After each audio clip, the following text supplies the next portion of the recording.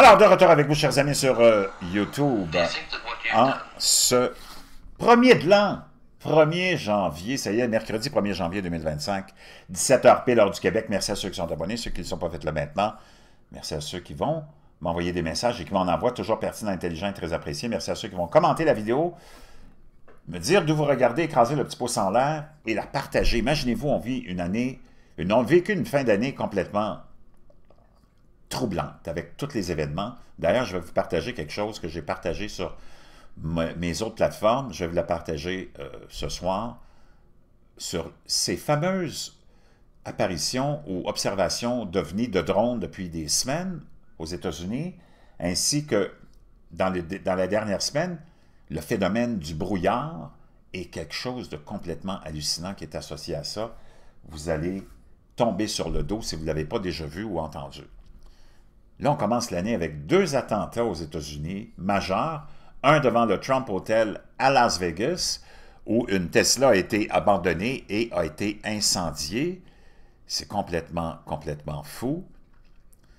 Tu as aussi, hier soir, la foudre qui a frappé le Capitole, directement le Capitole, boum!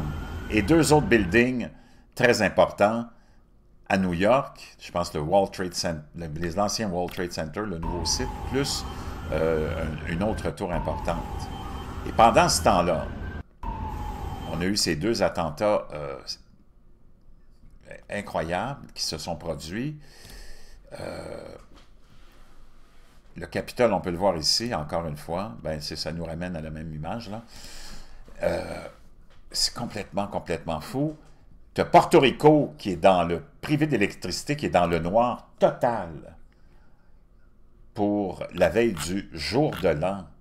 Hein, la fameuse île de Porto Rico est presque touchée par une panne généralisée, mais là, finalement, c'est tombé dans une panne généralisée dans les dernières heures.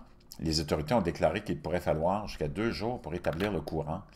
La panne a eu lieu à l'aube, plongeant l'île dans un silence inquiétant, tandis que les appareils électriques et les climatiseurs s'éteignaient avant que ceux qui pouvaient se permettre des générateurs ne les allument.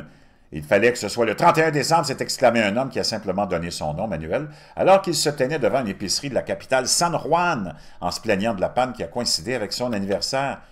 Plus de 90% des 1,5 million de clients de Porto Rico ont été laissés dans le noir, selon Luma Energy, une société privée qui supervise la transmission et la distribution d'électricité. Mardi soir, plus de 700 000 clients, dont 16 hôpitaux et la compagnie d'eau et d'égouts de Porto Rico, avaient de nouveau accès au courant. Donc, je ne sais pas si on est capable de nous expliquer. C'est causé par une défaillance d'une ligne électrique souterraine. L'entreprise a indiqué qu'elle rétablissait le courant de la manière la plus rapide et la plus sûre. Ah bon? Pendant ce temps-là, comme je te disais, des attentats majeur. Et le réseau électrique, comme tu vois, on apprenait qu'il s'effondrait totalement, laissant l'île totalement dans le noir. Porto Rico s'est réveillé dans l'obscurité. Mardi matin, imagine-toi, après qu'une panne de courant ait laissé la quasi-totalité de l'électricité dans le noir. Quant aux attentats, ben c'est ça dont je voulais te parler aussi. On a une Tesla qui a pris feu devant le Trump Hotel. Tu peux la voir brûler ici. Ce matin, ça a été laissé devant la porte du Trump Hotel à Vegas. Tu peux te demander si c'était intentionnel ou pas, mais je pense que tu n'as pas besoin d'aller à l'école longtemps pour te rendre compte que c'était intentionnel. On pense que c'est un possible acte de terreur. Il y a eu une victime et des blessés aussi. Et, nouvel an, choc, terreur, sur Bourbon Street, attaque au camion bélier.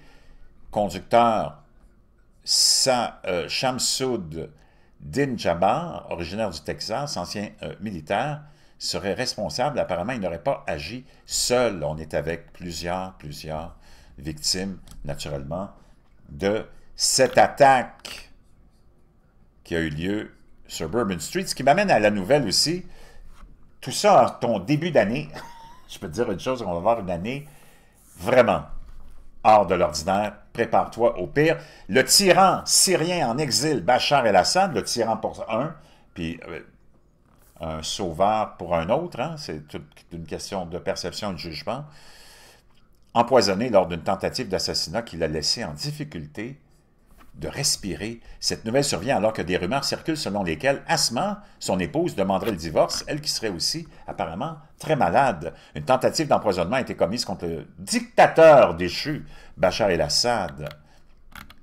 Mais le compte en ligne général SVR, supposément dirigé par un ancien espion de haut rang en Russie, affirme qu'il est tombé malade dimanche.